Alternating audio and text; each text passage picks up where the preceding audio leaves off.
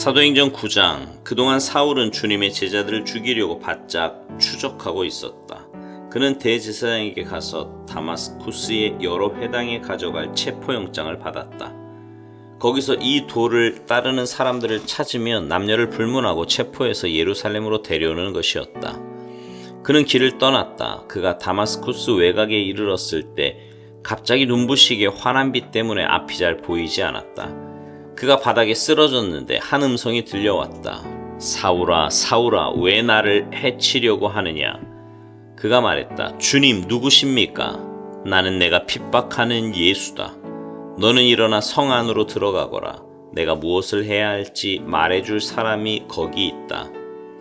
그의 일행은 놀라서 말도 못하고 서 있었다. 그들은 소리는 들었으나 아무도 보지 못했다. 바닥에서 몸을 일으킨 사울은 자신의 눈이 완전히 먼 것을 알았다. 일행이 그의 손을 잡고 다마스쿠스로 데리고 들어갔다. 그는 사흘 동안 눈이 먼 채로 있었다. 그는 아무것도 먹지 못하고 아무것도 마시지 못했다. 다마스쿠스에 아나니아라는 제자가 있었다. 주께서 환상 가운데 그에게 말씀하셨다. 아나니아야. 예, 주님. 그가 대답했다. 일어나서 곧은 길로 가거라. 유다의 집에서 다소 출신 사람 사울을 찾아라. 그가 거기서 기도하고 있다. 그가 방금 아나니아라는 사람이 집에 들어와서 자기에게 안수하여 다시 보게 하는 꿈을 꾸었다.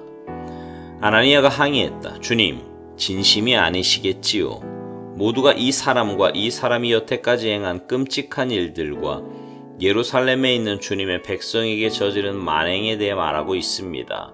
이제 그는 우리에게도 똑같이 할 수 있는 권한이 적힌 문서를 대제사장한테서 받아서 여기 나타난 것입니다. 그러자 주님이 말씀하셨다. 이유를 묻지 말고 가거라. 내가 그를 이방인과 왕과 유대인들 앞에 세울 나의 대리인으로 뽑았다. 이제 나는 장차 그가 당할 일, 곧 이 일에 따르는 혹독한 고난을 그에게 보여줄 것이다. 아나니아가 그 집을 찾아가서 눈이 먼 사울에게 안수하고 말했다. 사울 형제여, 당신이 여기 오는 길에 배웠던 주님이신 예수께서 당신이 다시 보고 성령으로 충만해지도록 나를 보내셨습니다. 그의 입에서 말이 떨어지자마자 사울의 눈에서 비늘 같은 것이 떨어졌다. 사울은 다시 보게 되었다. 사울은 일어나 세례를 받고 그들과 함께 앉아 음식을 먹고 힘을 얻었다.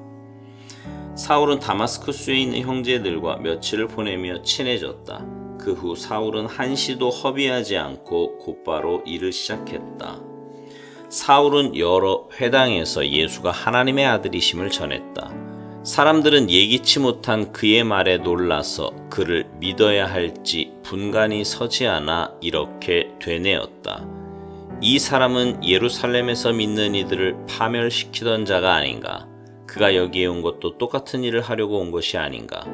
우리를 체포하고 예루살렘 감옥으로 끌고 가서 대제사장들의 판결을 받게 하려는 것일 텐데. 그러나 그들의 의심에도 불구하고 사울은 한순간도 주춤하지 않았다. 오히려 그는 더욱 힘을 얻어 반대 세력을 정면 돌파해 갔다.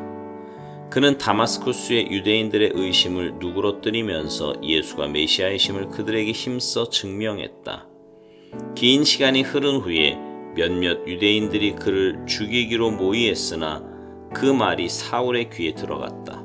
유대인들은 그를 죽이려고 불철주야 성문을 감시하고 있었다.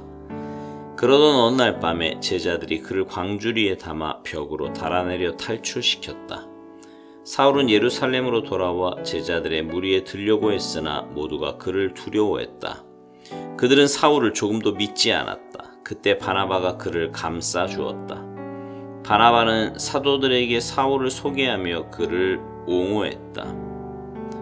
사울의 다마스쿠스 길에서 어떻게 주님을 만나 그분과 대화했는지, 다마스쿠스 현지에서 어떻게 목숨을 걸고 예수의 이름을 담대히 전했는지 사도들에게 말해 주었다. 그 후로 사울은 그들 가운데 하나로 받아들여져 아무 의혹도 사지 않고 예루살렘에 드나들며 제약 없이 주님의 이름으로 전했다. 그러나 그는 그리스 말을 하는 유대인 무리와 부딪히며 그들과 잇단 논쟁을 벌였다. 그들은 사울을 죽이려는 음모를 꾸몄다. 그러나 그의 동료들이 그 음모를 알고 그를 성 밖으로 빼돌려 가이사랴로 데려갔다. 거기서 그를 배에 태워 다소로 보냈다. 그 후에 사태가 진정되고 교회는 한동안 순항했다. 유대와 사마리아와 갈릴리 등 모든 지역에서 교회가 성장했다.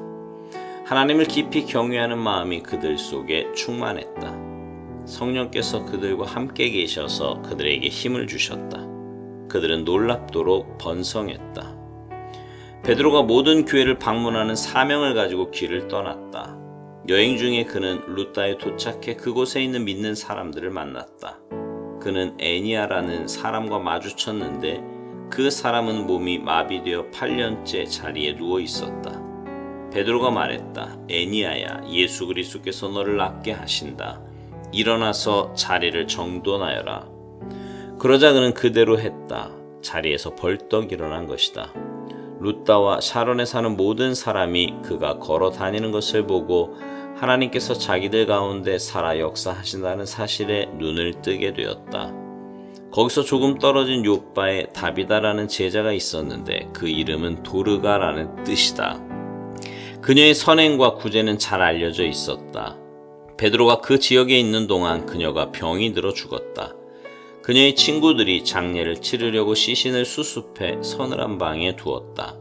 마침 베드로가 인근 루다를 방문 중이라는 말을 들은 몇몇 제자들이 그에게 두 사람을 보내어 그들이 있는 곳으로 와줄 수 있는지 물었다.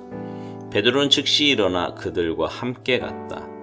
그들은 다비다의 시신을 안치해둔 방으로 그를 안내했다. 대부분 과부인 고인의 옛 친구들이 방 안에서 울고 있었다. 그들은 도르가가 살아있을 때 만들어둔 옷가지들을 베드로에게 보여주었다.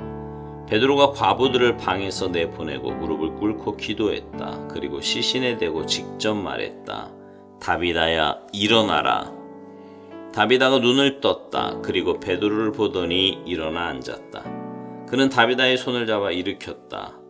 그러고는 믿는 사람들과 과부들을 불러들여 살아난 그녀를 보여주었다. 이 일이 요파 전체에 알려지자 많은 사람들이 주님을 믿었다. 베드로는 가죽 가공업을 하는 시몬의 손님으로 요파에 오랫동안 머물렀다. 아멘.